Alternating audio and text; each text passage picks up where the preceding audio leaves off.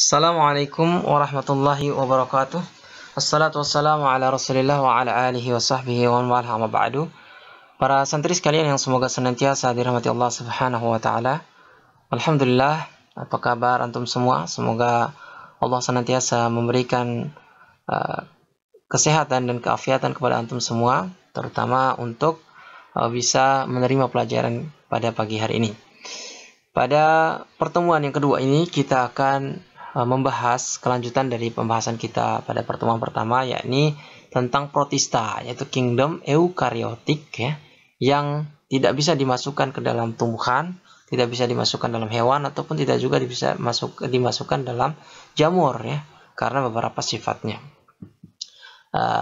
Sebagaimana kita ketahui bahwa pembagiannya pada pertemuan lalu, ada protista ini ada 3, yaitu ada protista mirip tumbuhan, ada protista mirip hewan, dan ada protista mirip jamur. Nah, sekarang kita akan bahas protista mirip tumbuhan atau yang dikenal dengan alga.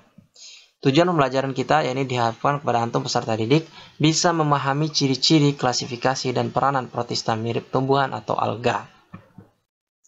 Nah, kita ya pada pertemuan lalu kita sudah membahas bahwa protista itu ada 3 ya, ada yang mirip hewan yang disebut dengan protozoa, ada yang mirip tumbuhan itu alga, dan ada mirip jamur yaitu disebut dengan jamur lendir ya. Ada juga jamur air ya. Jamur lendir itu ada Myxomycota dan ada Acrasiomycota. Nah, Mycota ini jamur air ya, jamur air.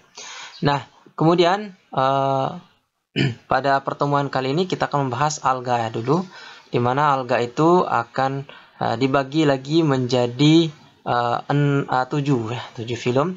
Itu ada Eglonaphyta, Chrysophyta, Dinoflagellata atau Pyrophyta, ada Bacillariophyta, Chlorophyta, Rhodophyta, dan Phaeophyta. Nah, protista mirip tumbuhan atau alga.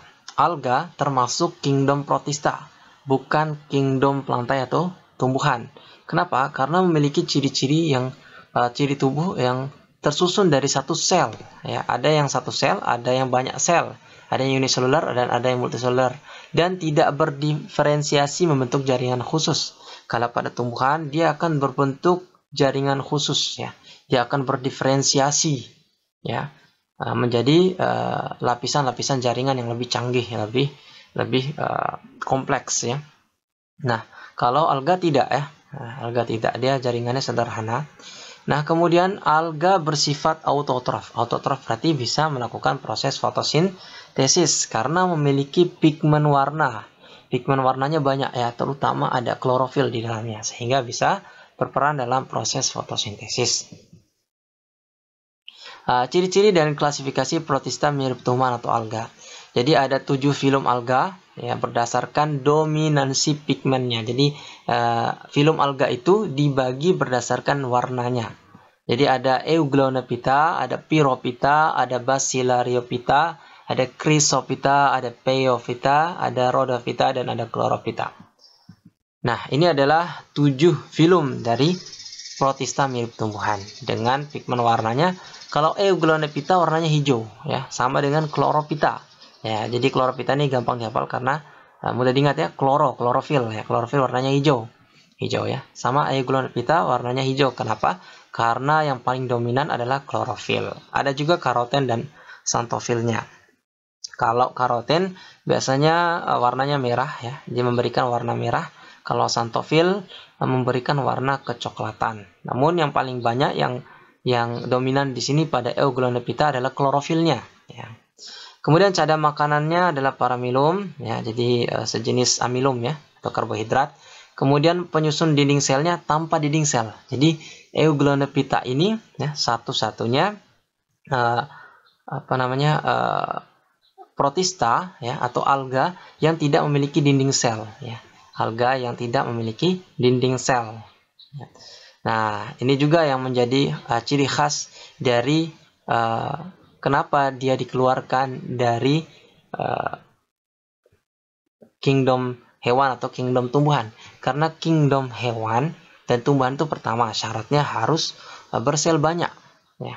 Yang kedua, pada tumbuhan ya, harus ada dinding selnya. Dinding selnya itu tersusun dari selulosa. Kalau ini tanpa dinding sel.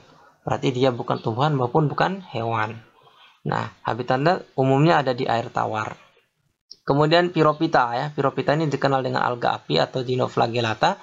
Kenapa? Karena dia bisa berpendar atau mengeluarkan cahaya ya. Pyrophyta ketika di kondisi tertentu. Nah, warnanya ya, warna aslinya adalah coklat karena ada pigmen xanthophyll yang paling dominan ya. Cadangan makanannya adalah pati atau amilum juga. Dinding selnya selulosa ya, mirip dengan tumbuhan. Kemudian habitatnya di laut dan di air tawar. Kemudian Basilaryophyta itu atau yang dikenal dengan diatom ya, diatom. Pigmen warnanya kecoklatan juga, yaitu karena adanya xanthophyll, klorofil A, C, dan karoten. Cuman cadangan makanannya adalah leukosin dan penyusun dinding selnya adalah silika hidrat ya, silika hidrat. Kemudian ada Chrysophyta. Chrysophyta ini warnanya keemasan sesuai dengan warnanya alga keemasan. Kalau alga keemasan ini dia berwarna keemasan karena mengandung pigmen fucoxanthin ya, yang berpadu dengan karoten ya.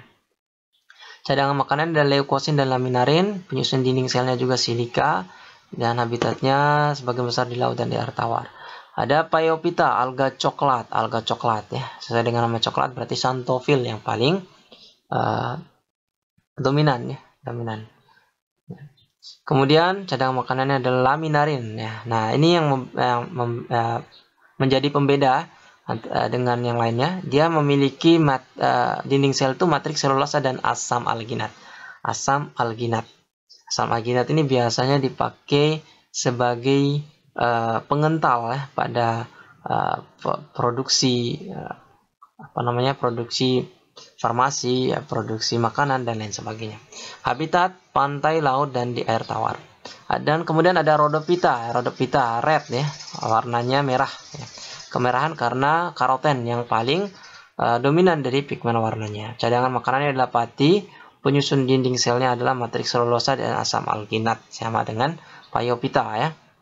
Nah, kebanyakan di laut dan sebagiannya ada juga di air tawar, tapi kebanyakannya ada di laut. Kemudian Chlorophyta ya, Chlorophyta ini sesuai dengan namanya hijau ya, karena klorofil A dan B yang paling dominan. Cadangan makanan adalah pati tumbuhan, penyusun dinding selnya adalah selulosa ya. Kemudian habitatnya kebanyakan di air tawar, namun ada juga sebagiannya di laut ya. Kita akan melihat gambarnya satu persatu, contoh dari Euglenophyta, yaitu Euglena viridis ya. Euglena viridis ini ciri khasnya adalah dia punya flagela. Dia seperti hewan ya, namun dia juga bisa berfotosintesis. Dia seperti hewan karena bisa bergerak, dan dia seperti tumbuhan karena dia bisa berfotosintesis. Nah, dia tugasnya sebagai fitoplankton, jadi supply oksigen ya, untuk daerah perairan. Euglenophyta dikatakan mirip tumbuhan karena Euglenophyta memiliki klorofil A, klorofil B, dan karoten sehingga dapat berfotosintesis. Tetapi dikatakan mirip hewan juga karena Euglenophyta ini memiliki alat gerak berupa flagela ini ya, yang keluar dari selnya. Nah, kelompok ini dapat hidup di daerah perairan ya. Euglena viridis, contoh dari Euglenophyta. Kemudian yang kedua ada Pyrophyta atau alga api ya, alga api. Karena dia bisa berpendar ya, bisa mengeluarkan cahaya ketika malam hari seperti ini ya, di pantai itu ketika diinjak air pantainya maka dia akan mengeluarkan cahaya. Nah, ini adalah alga api. Ini adalah Notiluca ya, tampak bercahaya di malam hari. Ada juga contoh lain adalah Gymnodinium ya, air laut ini berwarna kemerah-merahan karena disebabkan oleh salah satu dari Pyrophyta atau alga api yang bernama Gymnodinium. Pyrophyta ini dikatakan sebagai alga api karena dapat memancarkan cahaya sehingga berwarna merah menyala. Kemudian ada juga filum Chrysophyta. Yang ketiga adalah filum Chrysophyta atau yang dikenal dengan alga keemasan. Alga keemasan sesuai dengan warnanya, yaitu keemasan. Memiliki pigmen warna fucoxanthin yang berpadu dengan karoten sehingga memberikan warna keemasan. Contohnya adalah Dinobrion yang bertugas sebagai fitoplankton, penyedia oksigen karena bisa melakukan fotosintesis. Kemudian filum Bacillariophyta ya, atau yang dikenal dengan diatom. Sering juga disebut dengan alga keemasan ya. Namun karena pigmen warnanya berbeda, kalau keemasan tadi adalah fokosantin, kalau Bacillariophyta ini warnanya adalah xanthophyll ya. Pigmen warnanya adalah xanthophyll ya, yang berpadu dengan karoten. Contohnya yang terkenal adalah Navicula ya, sebagai campuran semen ya, dinamit dan bahan penggosok ya. Jadi bisa diolah menjadi bahan campuran semen, dinamit, dan bahan penggosok. Kemudian ada juga filum Phaeophyta, alga coklat. Ini biasanya banyak di pantai ya. Contoh yang paling sering kita temukan adalah laminaria. Ini adalah laminaria. Menghasilkan asam alginat atau pengental. Jadi ini biasanya juga digunakan untuk keperluan industri makanan, farmasi maupun pupuk karena bisa sebagai pengental.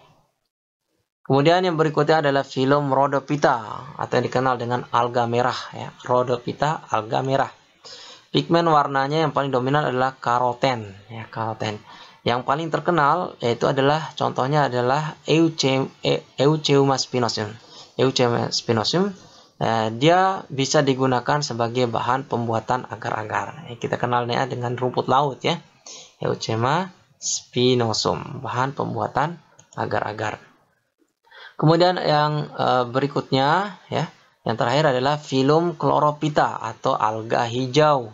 Alga hijau ini bisa kita temukan banyak di persawahan ya, di sungai-sungai yang yang tergenang airnya. Kemudian dari jenisnya juga kita bisa menemukan di kamar mandi yang warna hijau di perairan itu bukan lumut ya, tetapi salah satu jenis alga yaitu alga hijau ya. Contoh ada Spirogyra ya, ini adalah Spirogyra ya, Spirogyra kalau diperbesar seperti ini bentuknya. Ada juga Chlamydomonas. Chlamydomonas ini dia punya flagella ya, seperti ini ya, begini bentuknya ya. Jadi ada 7 filum ya dari alga ya. Alga adalah protista mirip tumbuhan. Nah, semoga antum bisa memahami pelajaran kita pada pertemuan kali ini. Untuk lebih jelasnya bisa dibaca dengan seksama kembali materi yang dibagikan ya. Semoga Allah memudahkan antum dalam memahaminya.